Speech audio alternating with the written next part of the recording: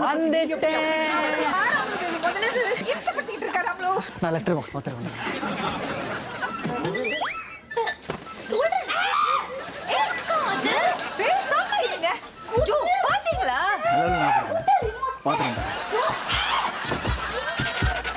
என்ன பத்தி நீ எது வேணாலும் தலைவனை பத்தி எதுவும் பொறுத்துக்க முடியாது.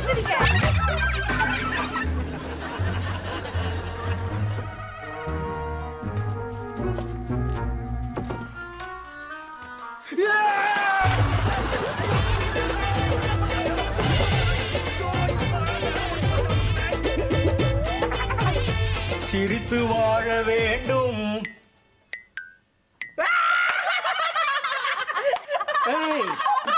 சிரிக்கிறீங்க? நீங்க தானே சொன்னீங்க துன்பம் வரும்போது சிரிக்கிறோன்னு.